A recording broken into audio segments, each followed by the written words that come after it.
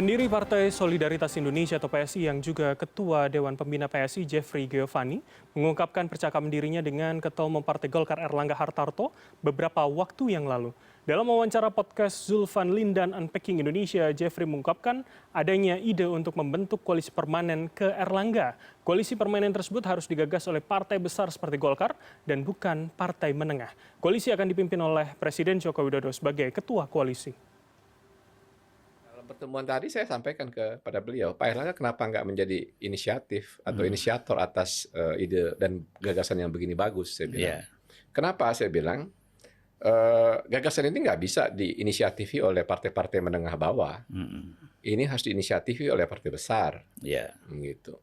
Dan menurut saya harus tetap disisakan 1-2 partai sebagai oposisi. Jadi kira-kira nanti Barisan Nasional ini cukup 75% lah. Majority. Nah, kemudian tinggal ada konsensus di antara semuanya menunjuk satu sebagai ketua dari Barisan Nasional ini. Dan menurut saya yang paling ideal bisa diterima oleh semua parpol itu adalah Pak Jokowi, apalagi beliau masih Presiden Indonesia, Presiden kita hari ini. Wacana membentuk koalisi permanen yang diketuai oleh Joko Widodo dalam Kabinet Prabowo Subianto kelak disuarakan oleh Ketua Dewan Pembina PSI Jeffrey Giovanni beberapa waktu yang lalu. Seberapa mungkin rencana ini bisa terrealisasi dan apakah penempatan Jokowi sebagai Ketua Koalisi tidak akan mengganggu soliditas Kabinet di bawah Prabowo Subianto? Dan untuk mengkonfirmasi serta membahasnya, sudah bersama kami sejumlah narasumber dari luar studio. Pertama saya sapa terlebih dahulu Ketua DPP Partai Golkar ada Dev Laksono, kemudian analis politik Ikrar Nusa Bakti. Selamat malam Bang Dev dan juga Pak Ikrar, apa kabar? Selamat malam, kabar baik, Alhamdulillah. Alhamdulillah dalam kabar baik, dan kita juga masih menunggu kedatangan dari politikus PSI Ade Armando yang akan bergabung pada dialog kita malam hari ini.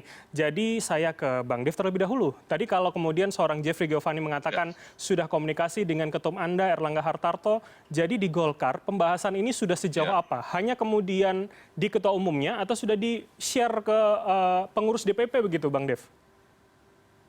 Ya, jadi gini ya, pertama Golkar itu bukan pertama kali untuk memimpin sebuah koalisi besar. Jadi kalau kita lihat waktu pemerintahan SBY kedua di 2009, itu ada sebuah koalisi dan juga bahkan ada resmi era kantornya segala macam, di fully support juga oleh pemerintahan melalui APBN.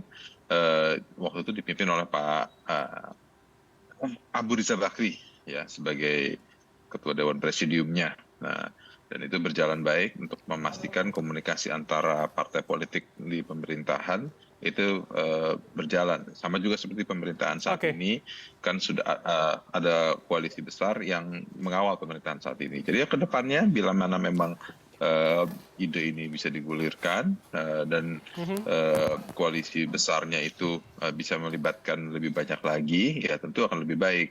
Bang Dev. Tapi untuk memastikan pemerintahan berjalan dengan baik memang harus ada tetap oposisi agar ada check and balance yang berjalan di dalam pemerintahan. Oke, ini menarik, kalimat pertama Anda adalah tadi bukan pertama kali. Jadi artinya kalau misalkan posisi itu diisi Pak Jokowi fix masuk Golkar dong berarti ya? Saya tidak mengatakan seperti itu ya. Saya hanya mengatakan bahwa Golkar berpengalaman untuk membentuk dan menjalankan sebuah koalisi besar untuk memastikan roda pemerintahan berjalan dengan baik. Oke, baik-baik. Tadi saya hanya mencoba menafsirkan, jangan-jangan sama begitu, ternyata bukan, belum. Oke, saat ini sudah hadir di studio kami politikus PSI Bang Ade Armando, terima kasih sudah bergabung. Dan sebelum saya akan tanya ke Bang Ade begitu, saya putarkan sekali lagi statement dari Ketua Dewan Pembina PSI Jeffrey Giovanni berikut ini. Dalam pertemuan tadi saya sampaikan kepada beliau, Pak Erlangga kenapa nggak menjadi inisiatif atau inisiator atas ide dan gagasan yang begini bagus, saya bilang. Kenapa saya bilang gagasan ini nggak bisa diinisiatifi oleh partai-partai menengah bawah. Ini harus diinisiatifi oleh partai besar, gitu. Dan menurut saya harus tetap disisakan 1-2 partai sebagai oposisi. Jadi kira-kira nanti Barisan Nasional ini cukup 75% lah. Majority. Nah, kemudian tinggal ada konsensus di antara semuanya menunjuk satu sebagai ketua dari Barisan Nasional ini. Dan menurut saya yang paling ideal bisa diterima oleh semua parpol itu adalah Pak Jokowi, apalagi beliau masih Presiden Indonesia, Presiden kita hari ini. Oke, saya langsung konfirmasi ke Bang Ade kalau begitu. Jadi rencana ini sebetulnya memang rencana genuine seorang Jeffrey Giovanni atau kemudian ada bisikan lain misalkan jangan-jangan Pak Jokowinya sendiri melalui Bang Jeffrey begitu? Eh, saya hanya bisa menjawab berdasarkan hasil pembicaraan kami dengan Pak Jeffrey ya, Bang Jeffrey kami biasa menyebutnya. Pertama-tama adalah bahwa ini bukan atas dasar instruksinya Pak Jokowi. Oke. Kalau itu kelihatannya clear ya. Kedua, apakah ini original genuine dari Pak Jeffrey? Kalau dalam pandangan saya sih kelihatannya begitu ya. Tapi apakah sebetulnya beliau itu sebetulnya bicara dulu dengan beberapa petinggi partai politik lain, baru kemudian dia datang ke Indonesia karena kebetulan baru selesai saja kan pemilu, itu saya nggak bisa pastikan ya. Paling tidak dengan saya ini bukan anggota DPP ya, tolong juga dipahami. Saya adalah seorang anggota kadernya PDIP, kadernya PSI yang sedang menjalani proses menjadi caleg ya.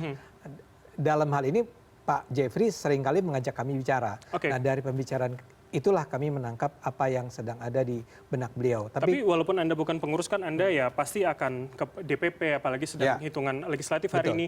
Ceritanya bagaimana? Apakah itu sudah disampaikan pada teman-teman koalisi yang lain? Kalau tadi teman-teman koalisi yang lain artinya partai-partai yang lain. Betul, tadi sudah disampaikan ke Pak Erlangga katanya. Apakah yang lain sudah dikomunikasikan begitu? Nah itu yang saya tidak bisa jawab seberapa banyak yang sudah dihubungi ya. Yang jelas beliau memang Pak Jeffrey maksud saya sejak beliau datang dari Singapura ke Indonesia dalam beberapa pekan terakhir ini itu memang secara aktif ya berusaha menggalang sebetulnya tidak sepenuhnya menggalang lebih ke arah bagaimana kalau gitu ya men-share gagasan-gagasan yang dalam pandangan saya pribadi itu sangat brilian sebenarnya ya. Tapi saya nggak bisa jawab pertanyaan Anda jadi. Oke, baiklah. Tapi yang menjadi pertanyaan publik adalah mengapa kemudian statementnya clear tadi bahwa ya jangan partai menengah yang menginisiasi, harus partai besar seperti Golkar. Mention satu nama jelas bahwa bukan dari PSI, tapi menggalang kata Anda tadi. Karena beliau ini, Pak Jeffrey ini, cara berpikirnya memang sangat ideal. Ideal dalam arti begini, dia percaya bahwa gagasan itu tidak akan bisa berlanjut, ya. Tidak bisa berhenti hanya pada gagasan. Tidak bisa seperti seandainya kami di PSI atau Pak Jeffrey sebagai Ketua Dewan Pembina PSI mengutarakan ini kepada publik, barangkali diwawancara berbagai media termasuk Anda gitu ya. Dan kemudian that's it, selesai. Itu yang sebetulnya selama ini kami lakukan, saya lakukan misalnya. Sebagai seorang ilmuwan yang memang kerjaan saya adalah ngomong, bicara tentang yang seharusnya sebaiknya seperti apa, kita berdiskusi, tapi kemudian tidak bisa dioperasionalkan, tidak bisa kita berpikir tentang, atau tidak biasa kami berpikir tentang untuk bisa mewujudkan gagasan tersebut, sebaiknya langkah-langkah apa yang harus kami lakukan. Ya? Nah Pak Jeffrey berpikir lebih jauh daripada sekedar mengutarakan gagasan. Jadi artinya dengan menghubungi Golkar itu lebih rasional kemudian jika Golkar yang berbicara. Dan saya rasa Anda juga pasti setuju, saya rasa ya. Misalnya saja kalau gagasan ini cuma datang dari PSI, misal ya, bayangkan dampak apa yang akan mungkin terasa oleh partai-partai lain. Tapi seandainya ini datang dari sebuah partai yang besar dan kelihatannya kan memang disambut secara positif kan oleh teman-teman dari Golkar, mungkin dari Gerindra begitu ya. Tapi dengan dibuka seperti ini kan publik akhirnya tahu genuine-nya dari seorang Bang Jeffrey begitu loh. Ya, persis. Maksud saya adalah tapi itu bukan tujuan dia tentu saja dengan menyampaikannya kemana-mana. Cuman kebetulan ternyata media tertarik dengan gagasan ini dan mengangkatnya sebagai topik pembicaraan di berbagai talk show, di berbagai berita dan seterusnya. Saya konfirmasi kalau begitu ke Bang Dev. Bang Dev, tadi Anda mengatakan ya bukan pertama kali begitu partai Anda memimpin sebuah barisan nasional begitu ya kalau saya meminjam kata Bang Jeffrey tadi. Nah artinya Golkar sendiri sudah akan siap dengan rencana itu? Akan mau ikut menyuarakan kepada anggota koalisi yang lain begitu Bang Dev? Nah itu kalau misalnya mau menyuarakan apa enggak ya tergantung pembicaraan antara ketua umum. Jadi nggak bisa langsung tanya ke saya. Karena itu keputusan itu adalah hak prerogatifnya Pak Ketua Umum. Biar Pak Ketua Umum dengan para ketua umum yang lain itu bisa komunikasi dan menyampaikan kesepakatannya seperti apa untuk memastikan langgengnya pemerintahan ke depan dan juga smooth transition dari pemerintahan saat ini ke pemerintahan yang berikutnya. Baik. Saya tanyakan ke Pak Ikral kalau begitu. Pak Ikral, dalam analisa Anda mungkinkah kemudian kalau boleh saya menggunakan frasa meminjam mulut begitu ya dari PSI, kemudian Golkar yang menyuarakan pada koalisi, seberapa mungkin? Saya ingin masuk di situ dulu Pak Ikral. Ya, sebetulnya ini juga tergantung pada Pak Prabowo ya, sebagai kalau memang nanti beliau dinyatakan sebagai presiden terpilih ya, tentunya beliau juga akan bincang-bincang kepada para ketua umum partai ya. Kenapa demikian? Karena biar bagaimanapun Gerindra juga adalah partai yang cukup besar ya, apalagi kemudian di dalam pemilu 2024 ini kan semula kan Gerindra dipikir akan menjadi partai nomor satu, tapi rupanya Golkar kemudian leading ya dengan berbagai cara ya.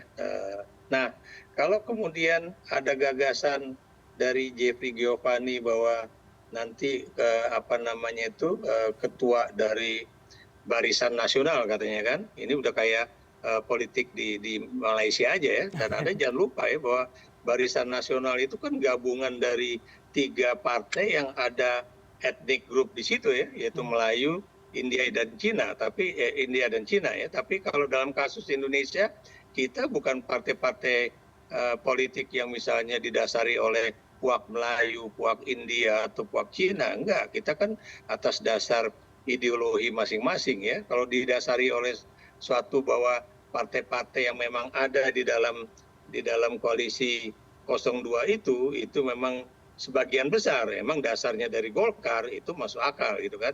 Karena biar bagaimanapun memang sebagian besar yang ada di dalam koalisi 02 itu memang basis awalnya adalah Golkar. Gerindra juga asalnya dari Golkar, kemudian Nasdem belum, tapi yang lain Golkar juga adalah partai awal yang menjadi partai utama lah di situ. Oke, Pak Ikrar, jadi artinya seberapa sulit walaupun itu nanti akan dikomunikasikan dengan Prabowo sebagai presiden terpilih begitu? Kalau buat saya pribadi ya, ada lebih baik kalau kemudian kalau memang Golkar yang akan menjadi partai utama ya, tapi kemudian ketua umumnya jangan kemudian Jokowi. Kenapa demikian? Ngapain kita kemudian memberikan satu posisi lagi kepada Jokowi? Karena Anda tahu ya, Jokowi itu udah cukup lama loh menjadi pemimpin dari tingkat di Solo, kemudian DKI Jakarta, sekarang udah jadi presiden.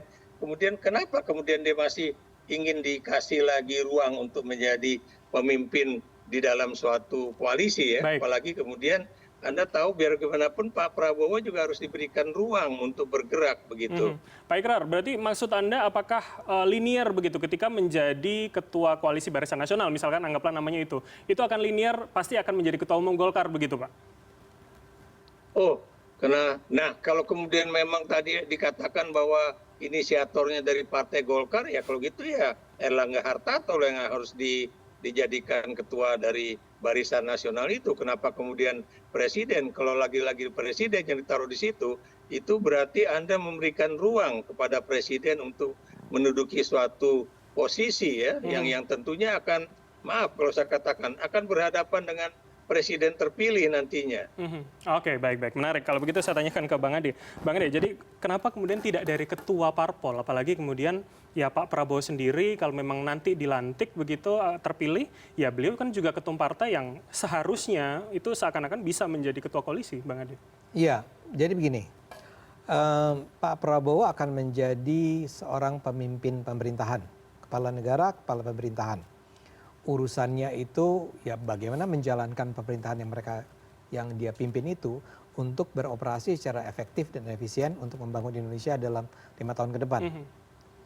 Tapi kan ada satu persoalan lain yang tidak bisa diselesaikan oleh seorang kepala pemerintahan. Di Indonesia ini betul ada begitu banyak kekuatan politik yang selama ini sudah terbukti sulit sekali untuk dipersatukan, ya. Sementara Indonesia ini mungkin sekali bisa mencapai kemajuan seperti yang dicita-citakan, kejayaan Indonesia 2045 misalnya contohnya ya. Tapi itu ada satu syarat. Berarti kalau dari logika itu Bang Ade, artinya Pak Prabowo dikhawatirkan tidak bisa dong mengakomodir semuanya kalau Anda katakan begitu. Makanya saya selesaikan dulu ceritanya. Ya, jadi ada persoalan untuk mencapai kejayaan 2045. Tapi kejayaan 2045 itu tidak akan bisa tercapai seandainya kekuatan-kekuatan politik yang ada di Indonesia terus berseteru, terus berkonflik, ya, tanpa ada satu kesatuan. Makanya ada ide tentang kesatuan, bukan koalisi kan? Barisan Nasional. Barisan Nasional Oke. intinya adalah semacam sebuah koalisi yang mempersatukan berbagai kekuatan politik yang ada dengan menyisakan beberapa yang mungkin tidak mau bergabung sebagai pihak oposisi. Nah, pihak-pihak ini bergabung untuk menjadikan Indonesia bisa bersatu. Misalnya saja tadi dikatakan bahwa, atau bukan tadi saya rasa ya, maksud saya adalah bahwa kita tahu bahwa selama ini pertarungan antar partai politik itu terjadi di semua lini lah ya, di semua daerah. Pertarungan bukan hanya terjadi di pusat, tapi juga terjadi di, taruhlah nanti di Jakarta, terjadi di Jawa Barat, di Jawa Tengah, untuk menentukan siapa yang akan menjadi pimpinan di situ. Jadi maksud Anda pilkada serentak nanti harapannya ketika terbentuk ya akan dengan komposisi ini? Kenapa menjadi penting bahwa si Barisan Nasional ini, taruhlah kita katakan namanya begitu, itu harus diselesaikan dalam waktu yang ya relatif cepat lah ya, saat-saat inilah, agar yang akan menjadi salah satu tanggung jawab pertama mereka adalah bagaimana menjadikan rangkaian pilkada di berbagai daerah bisa berlangsung dengan near konflik, atau misalnya enggak, taruhlah kita tidak katakan near konflik, tapi dengan tingkat konflik minimal yang tidak akan mempercah bangsa ini. Seandainya si Barisan Nasional ini, para pemimpin yang duduk di Jakarta ini, yang ada di Jakarta ini, bisa duduk bersama-sama untuk sama-sama bicara tentang apa yang harus kita sebaiknya lakukan ya. Dan sosok Pak Jokowi itu dianggap bisa mengakomodir itu? Sekarang pertanyaannya adalah siapa yang bisa memimpin koalisi ini? Ya. Kalau ketua-ketua partai yang ada, betapapun ketua partai tersebut adalah datang dari partai besar dan dihormati dan dihargai dan didengarkan, dia tetap bisa saja dipertanyakan mengapa dia harus memimpin partai yang lain. Misalnya saja, apakah Pak Zulkifli Hasan mau kalau pemimpin Barisan Nasional ini adalah Pak Erlangga Hartarto? Ini cuma persoalan ada pride di situ, ada persoalan, ya gue kan juga ketua partai, lo kan ketua partai yang lain, kenapa lo yang mimpin gue? Nah, harus ada orang. Nah, Pak Prabowo sudah akan menjalankan peran itu sebagai kepala eksekutif, kepala pemerintah. Tapi kepala dari gabungan orang-orang yang harusnya bersatu untuk memajukan Indonesia ini siapa? Nah, orang yang sangat ideal, ya saya ngerti apa yang tadi disampaikan, kekhawatiran bahwa, atau pertanyaan tentang ngapain lagi sekarang kita mengharap pada Pak Jokowi. Bukankah dia sebaiknya menyelesaikan saja tugasnya akhir tahun ini dan kembali ke Solo? Itu kan biasa kita dengar. Tapi kita harus akui lah, mana ada pemimpin pemerintahan atau presiden sebaik Jokowi selama 10 tahun terakhir ini. Jadi kuncinya di situ ya, bisa menkomandoi dan kemudian bisa diterima oleh semua pihak, artinya begitu ya. Oleh semua pihak. Baik, saya akan konfirmasi ke Bang Dev kalau begitu. Jadi artinya sosok Jokowi dianggap tepat dan kemudian ini lebih tepat daripada ketum Anda begitu yang memang hari ini menjabat sebagai ketum Golkar. Tapi jangan langsung jawab Bang Dev, karena kita akan jeda sejenak. Tetaplah bersama kami di Pilihan Indonesia.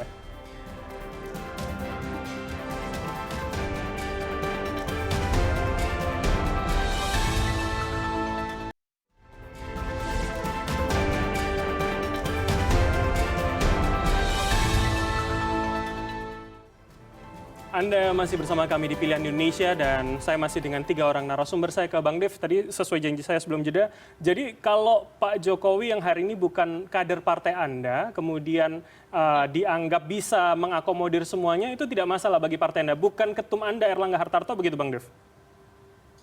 Jadi bila mana koalisi besar ini ya, dibentuk dan melibatkan beberapa partai-partai yang di luar dari koalisi 02 kemarin, sehingga bisa menguasai lebih dari 70% kursi di parlemen, siapapun yang dituarkan, siapapun yang disepakati menjadi pimpinannya itu pasti akan didengar dan juga dihormati oleh seluruh anggota koalisi. Ini pernah terjadi, kan saya bilang waktu zamannya Pak SBY periode kedua, Pak Abu Rizal Bakri sebagai ketua Dewan Presidiumnya akan koalisi partai-partai pendukung pemerintah. Nah, beliau saat itu menjabat sebagai ketua umum Partai Golkar. Di situ isinya dan presidennya adalah ketua umum Partai Demokrat, ya, Pak SBY. Lalu di dalam anggota koalisinya ada ketua umum PKS, ketua umum PAN, ya, ketua umum PKB. Yang di luar hanya PDIP dengan Gerindra. Baik. Nah, itu tidak masalah, tidak ada kendala, dan walaupun selama ketua umum masih bisa menjalankan fungsinya untuk memastikan semua objektivitas pemerintah, semua target-target pemerintah bisa tercapai, baik itu dalam bentuk undang-undang, kebijakan, dan lain-lain sebagainya, tidak masalah.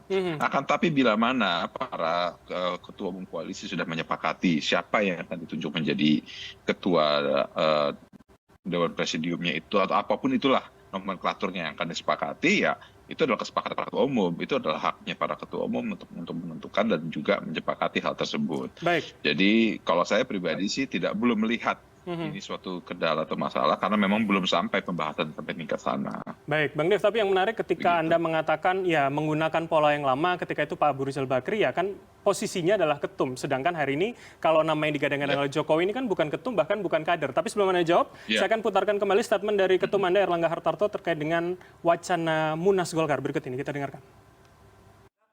Munas apakah sudah diobrolkan tadi di rapat pleno, kemudian bagaimana? Tidak ada Munas, kita akan bicara kemenangan Pileg dan Pilpres. Jadwal Munas nanti di bulan Desember.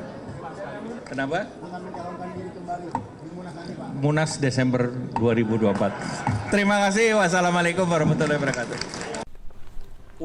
Nah itu Bang Dev, jadi publik kan akhirnya mengkaitkan ketika polanya Anda mengatakan tadi di 2014 ya ketuanya adalah ketua umum Anda dari Golkar begitu. Akhirnya apalagi dengan statement Pak Erlangga tadi ditanyakan maju atau tidak, dijawab tidak clear begitu, tidak secara tegas dijawab maju lagi atau tidak. Ini kan publik mengira-ngira jangan-jangan Pak Jokowi setelahnya begitu Bang Dev.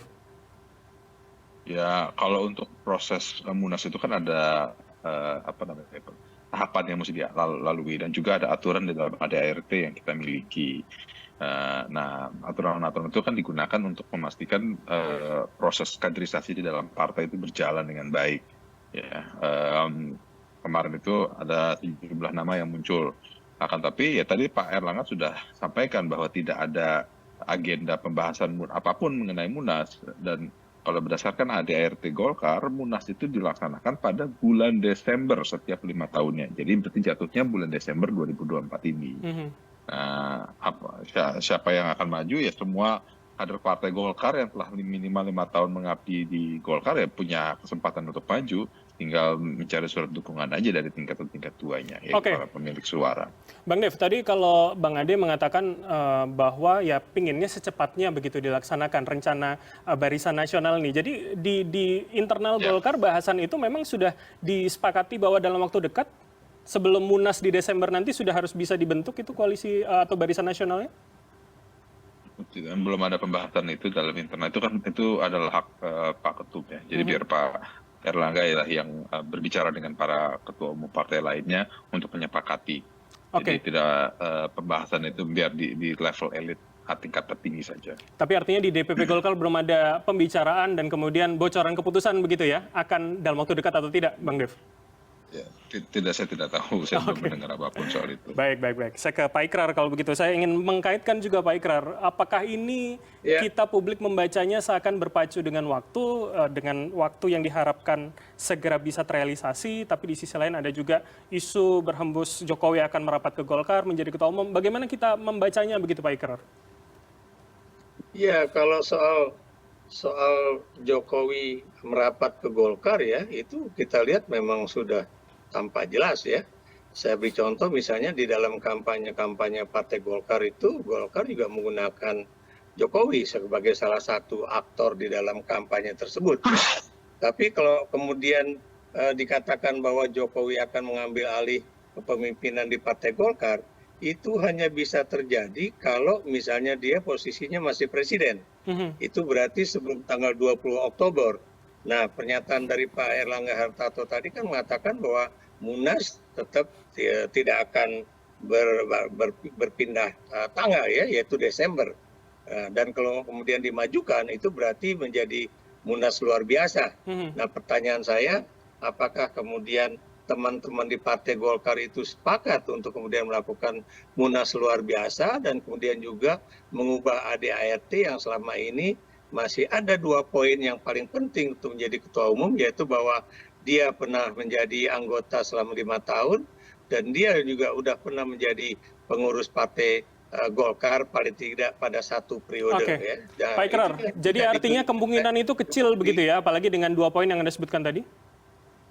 Itu saya tidak mengatakan itu kecil atau besar ya, itu tergantung kepada Partai Golkar teman-teman itu ya, termasuk yang muda seperti Dev ini atau kemudian yang senior seperti Akbar Tanjung, Abu Rizal Bakri, Yusuf Kala dan sebagainya. Apakah kemudian mereka juga akan mengubah konstitusi partai itu ya, seperti juga misalnya Mahkamah Konstitusi kemudian mengubah undang-undang pemilu memberikan tempat bagi Gibran untuk menjadi cawapres kan gitu.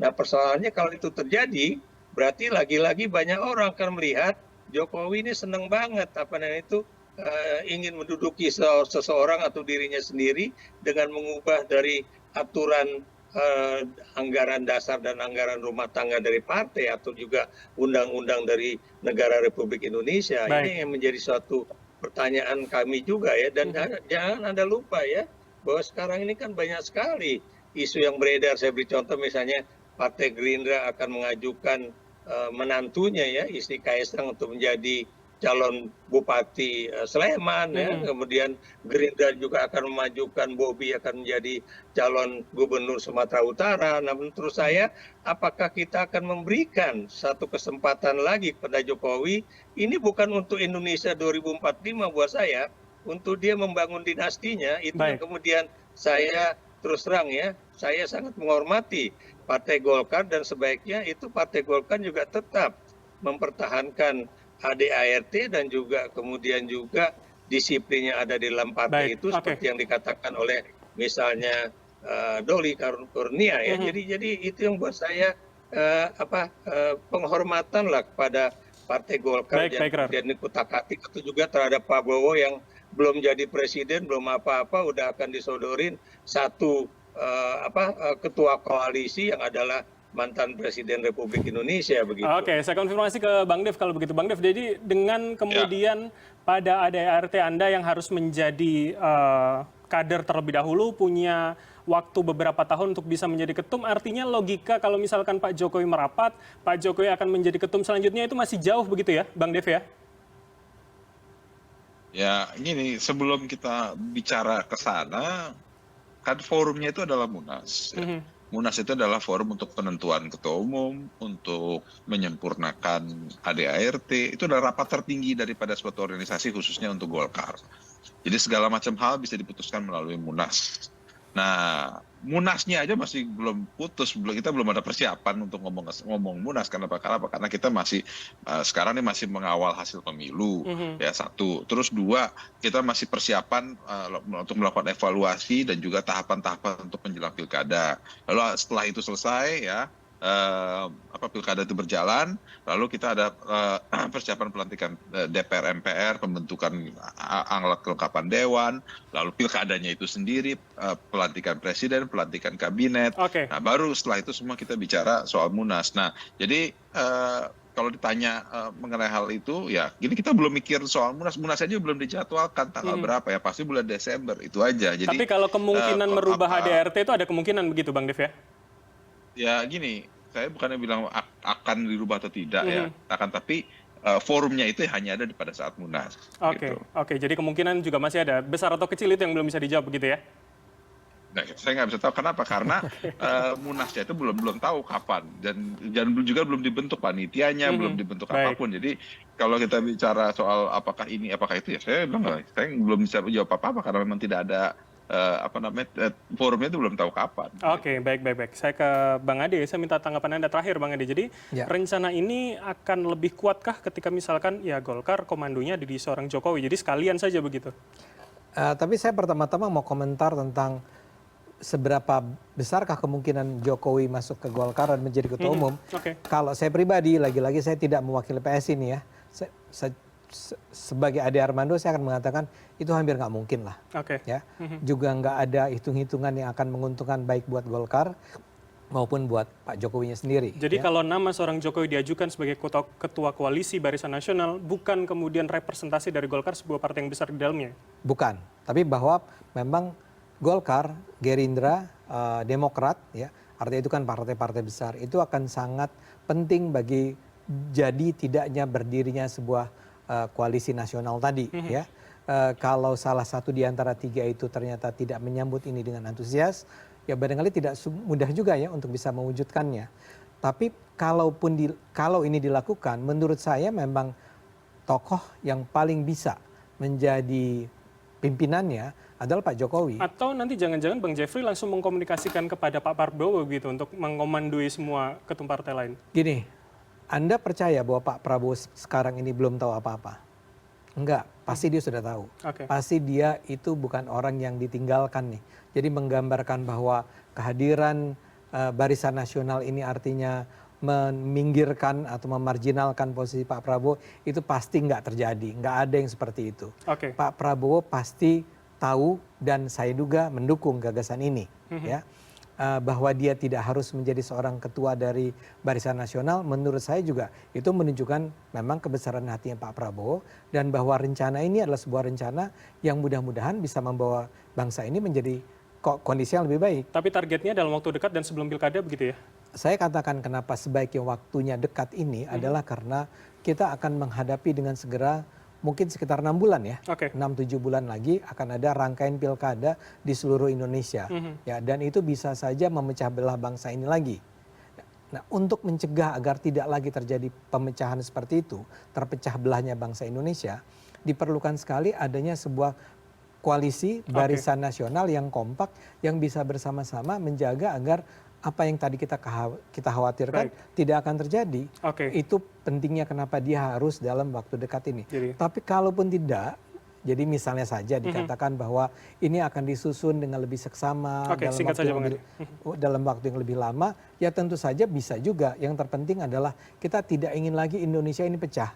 Indonesia ini harus satu. Baik. Kita akan tunggu. Kami publik akan menunggu seperti apa kemudian ke depannya. Terima kasih Bang Ade Armando, politikus dari PSI. Kemudian yang bergabung melalui sambungan Zoom ada Bang Dev Laksono, Ketua DPP Partai Golkar, serta Pak Ikrar Nusa Bakti, analis politik telah bergabung sama kami. Selamat malam. Sehat selalu semuanya. Yo, selamat malam. Dan informasi terkini lainnya akan kami hadirkan sesaat lagi. Tetaplah bersama kami di Pilihan Indonesia.